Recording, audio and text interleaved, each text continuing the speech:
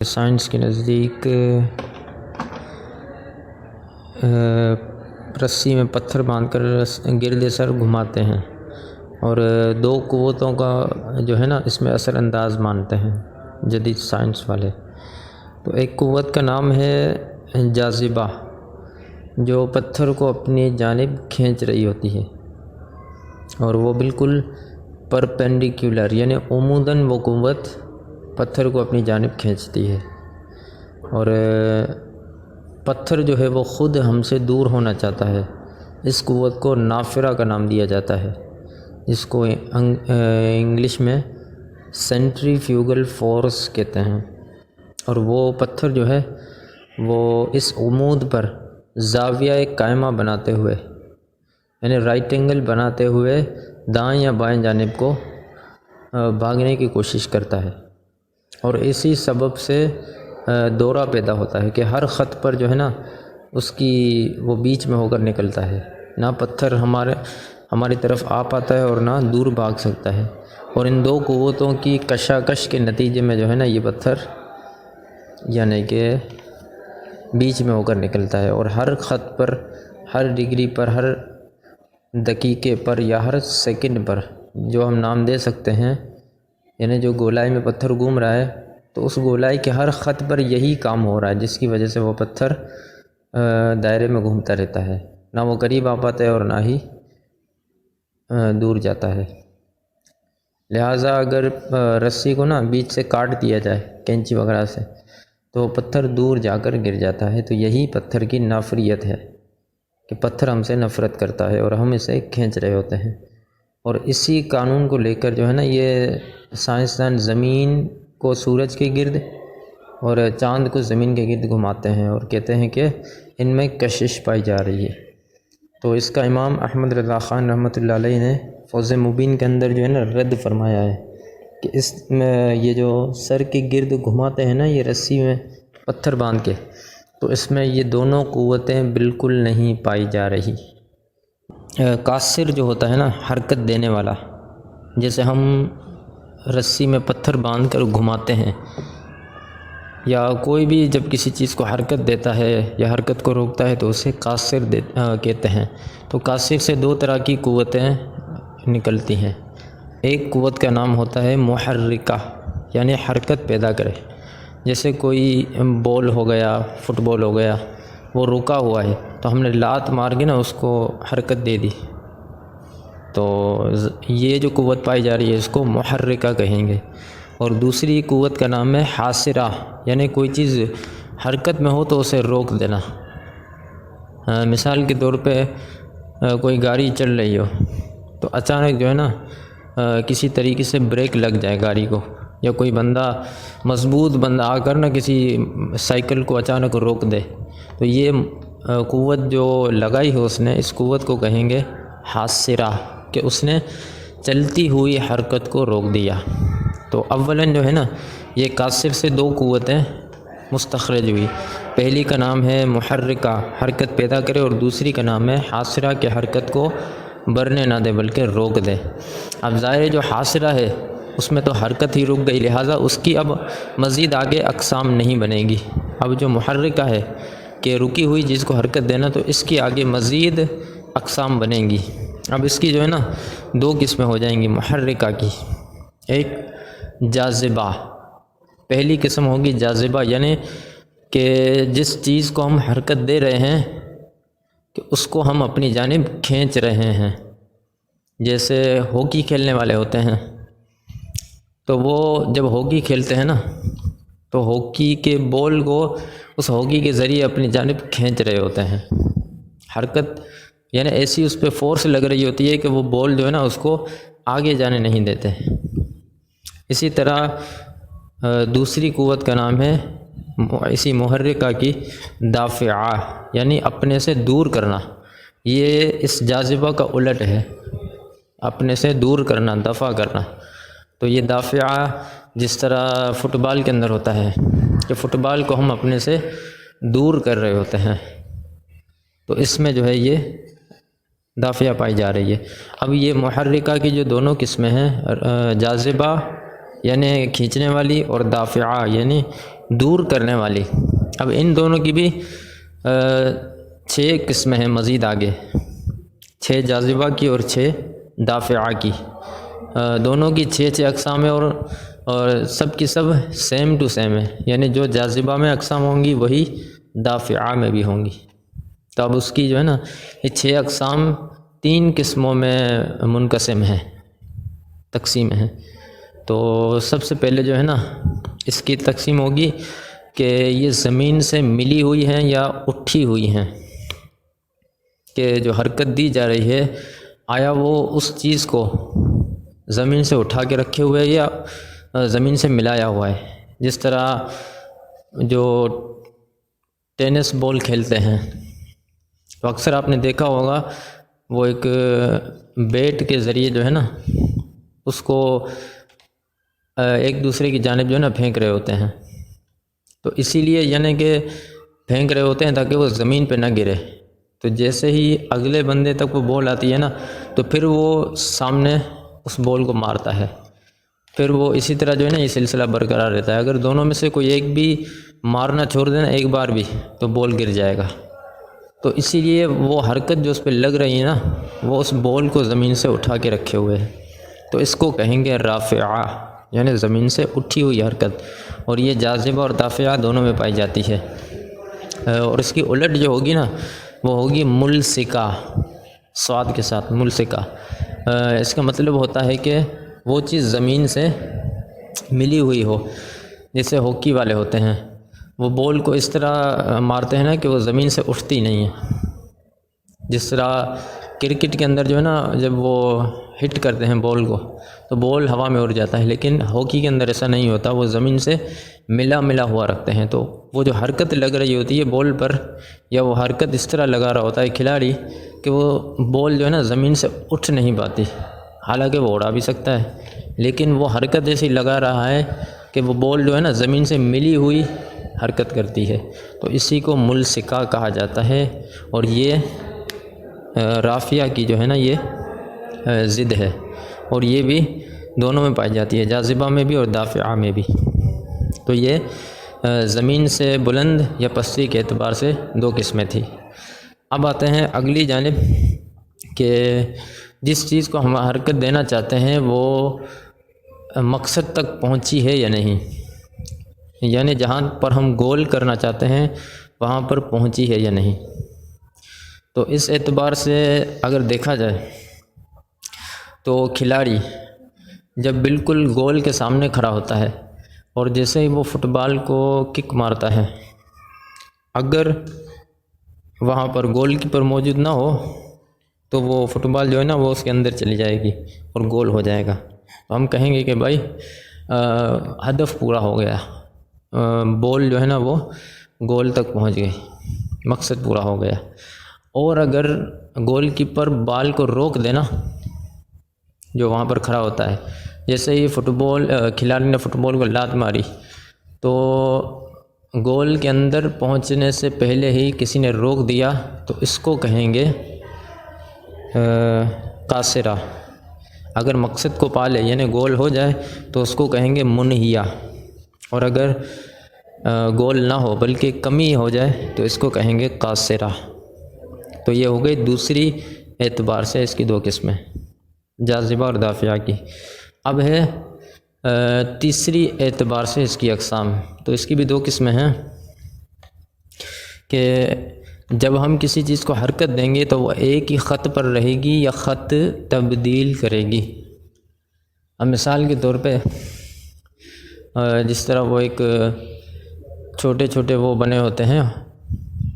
ڈبے سے، 9 ڈبے بنے ہوتے ہیں نا، اور ایک بال کھینچ کے نا ان کو مارا جاتا ہے، گرایا جاتا ہے، یا جیسے کوئی چیز رکھی ہو اور ہمیں ایک بال دیا جائے کہ بھائی آپ اس بال کے ذریعے جو ہے نا وہ سامنے پڑی چیز کو گرا دو، کوئی گلدان پڑا ہو، گلدستہ پڑا ہو تو اس گلدستے کو گرانا ہے، تو جب ہم اس گلدستے کی طرف وہ بال پھینکیں گے نا تو وہ بال ہمیشہ ایک ہی خط پر جائے گا، وہ خط تبدیل نہیں کرے گا، تو اس کو کہیں گے مثبتہ، یعنی ایک ہی خط پر حرکت کرنے والا یا حرکت کرنے والی جو یہ قوت ہے۔ اور اگر جیسے ہم نے وہ یعنی کہ آگے پھینکا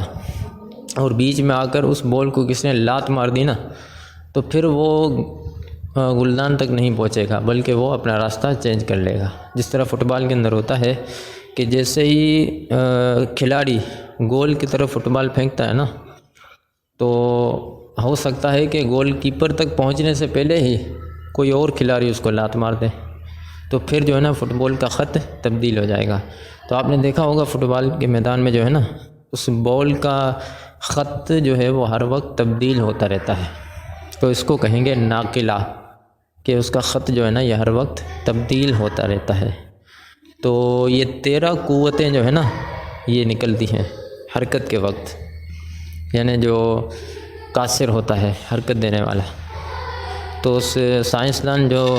بنا بیٹھا ہوتا ہے یہودی نیوٹن، تو اس کی عقل میں یہ 2 قوتیں آئی تھی،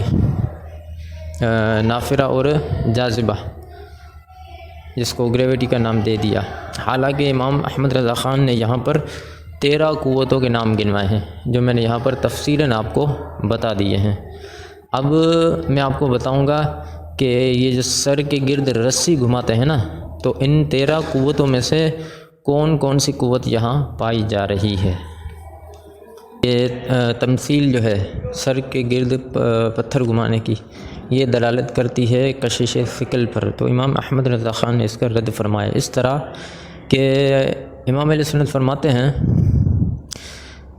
کہ جب ایک مفروضہ جو سائنسدانوں نے دیا تھا کہ زمین کہیں جا رہی تھی اپنے راستے پہ، بیچ میں سورج ملا اور اس نے کھینچاطانی شروع کر دی، تو یوں دورہ سورج کی گرد گردش شروع ہو گئی۔ تو ظاہر ہے یہ جب سورج نے کھینچا تھا تو زمین قریب آئی نا،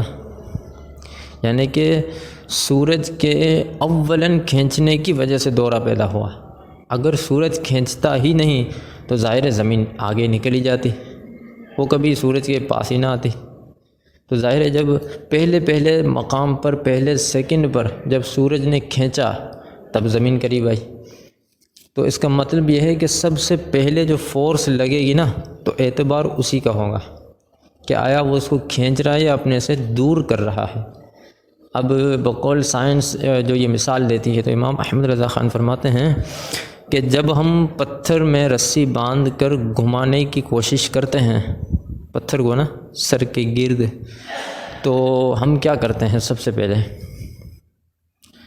تو امام احمد رضا خان فرماتے ہیں کہ ہم پتھر کو اپنی جانب کھینچتے نہیں ہیں اولاً، بلکہ اپنے سے دور کرتے ہیں۔ جب گھمانا ہوتا ہے کہ پتھر میں رسی تو بندھی ہوئی ہے اور اس کا ایک سرا ہمارے ہاتھ میں ہوتا ہے، تو ظاہر گھمانے کے لیے ہمیں پتھر کو اپنے سے دور کرنا ہوگا،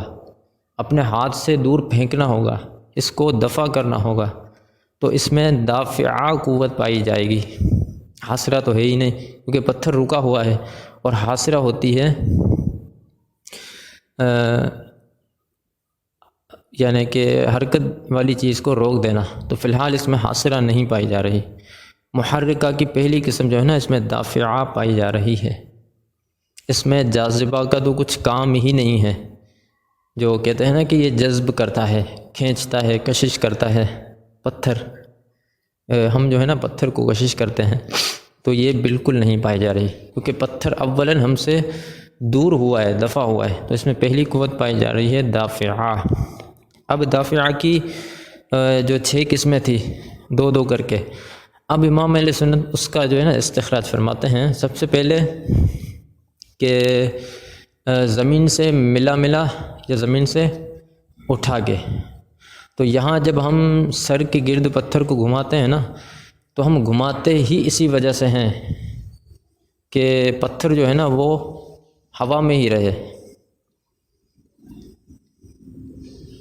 تو یہاں پر یہ پہلی قوت پائی جا رہی ہے رافعہ، کہ ہم ہاتھ اٹھا کے رکھتے ہیں، تو ظاہر ہے ہاتھ گرا کے کوئی بھی گھما تو نہیں سکے گا، تو یہ ہاتھ کا اٹھانا اسی چیز پر دلالت کر رہا ہے کہ اس میں قوت رافعہ پائی جا رہی ہے۔ یہ ایسی قوت لگ رہی ہے ہاتھ کے ذریعے جو اس پتھر کو اٹھا کے رکھے ہوئے زمین سے، اگر ذرا سا بھی یعنی کہ ہم ڈھیلا چھوڑ دیں ہاتھ کو، تو تو پتھر زمین ہوا میں اٹھا ہوا محسوس نہ ہوگا بلکہ وہ گر جائے گا۔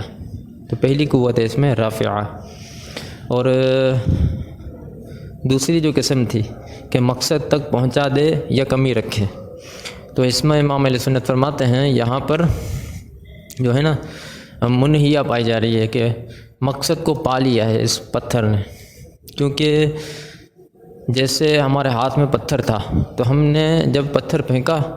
تو پتھر بالکل اپنے مقصد تک پہنچ گیا، کیونکہ رسی جتنی لمبی تھی نا، چاہے 2 فٹ ہو، چاہے 1 میٹر ہو، چاہے 2 میٹر ہو، رسی جتنی لمبی ہوگی اس پتھر کا گول بھی وہاں تک ہوگا، کیونکہ آگے تو بندش ہو جائے گی پھر۔ تو جہاں تک رسی کی رینج ہے ہم پتھر کو اتنا دور پھینکتے ہیں تاکہ رسی تن جائے۔ تو اس رسی کے تننے کے لیے ہم کیا کرتے ہیں کہ پتھر کو اپنے مقصد تک پہنچا دیتے ہیں، یعنی جہاں تک رسی کی آخری رینج ہوتی ہے نا وہاں تک ہم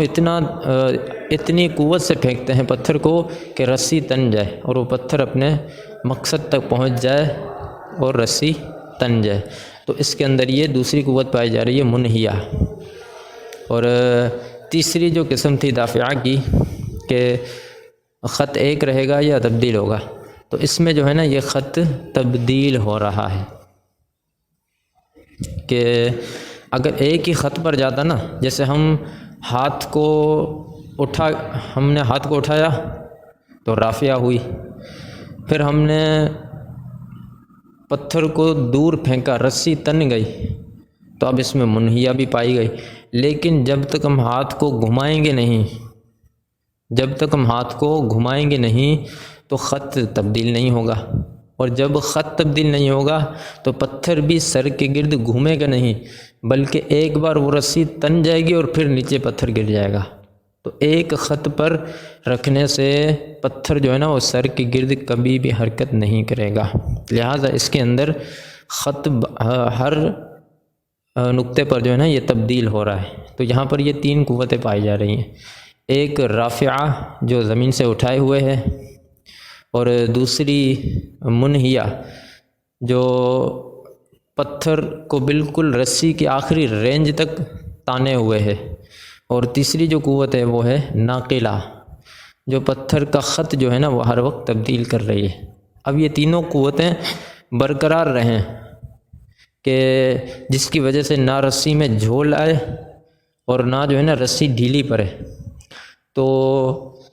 اس میں پھر چوتھی قوت بھی شامل ہو جائے گی۔ اب کیا ہوا کہ جیسے ہی ہم نے پتھر کو اپنے ہاتھ سے چھوڑا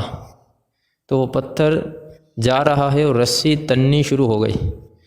تو جیسے ہی رسی کا اینڈ ہوگا نا، جہاں پتھر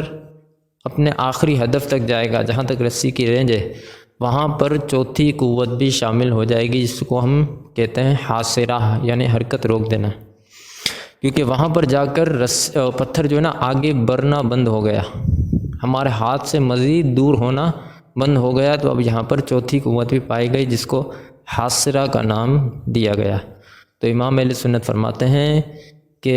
13 قوتیں جو ہے نا یہ حرکت کے وقت مستخرج ہوتی ہیں، جن میں سے 4 قوتیں یہاں پائی جا رہی ہیں سر کے گرد پتھر گھمانے میں، ایک رافعہ جو زمین سے اٹھائے ہوئے ہے، ایک منہیہ جو رسی کے آخری رینج تک پتھر کو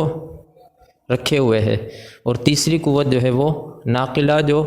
پتھر کا خط جو ہے نا ہر وقت تبدیل کر رہی ہے اور ہمارا ہاتھ جو ہے نا وہ گھوم رہا ہے، اور چوتھی قوت جو ہے وہ حاصرہ پیدا ہو گئی جو رسی کی بندش سے جس کا کام لیا گیا۔ تو ان 4 قوتوں کی وجہ سے اس نے جو ہے دائرے والی شکل پیدا کر لی، تو اس میں جاذبہ کا تو کچھ کام ہی نہیں ہے، کہ یہ جو کہتے ہیں نا کہ کشش کرتا ہے یہاں پر، تو اس کا تو کچھ کام ہی نہیں ہے، اور نافرہ بھی نہیں ہے، کیونکہ پتھر کو انسان سے کیا نفرت ہوگی، نہ نفرت ہے نہ رغبت ہے، پتھر تو پتھر ہے بے جان، لہٰذا یہاں دفعہ ہی ہو رہا ہے کہ وہ پتھر جو ہے نا وہ اپنی نفرت کی وجہ سے ہم سے دور نہیں ہو رہا، بلکہ ہم نے خود پتھر کو اپنے سے دور پھینکا تھا، سب سے پہلی قوت، اسی کا اثر جو ہے نا وہ آخر تک برقرار رہ رہا ہے، اور یہ جو دائرے میں گھوم رہا ہے نا اس کی یہ 4 وجہ میں نے آپ کو تفصیل کے ساتھ بیان کر دی۔ واللہ اعلم ورسولہ اعلم۔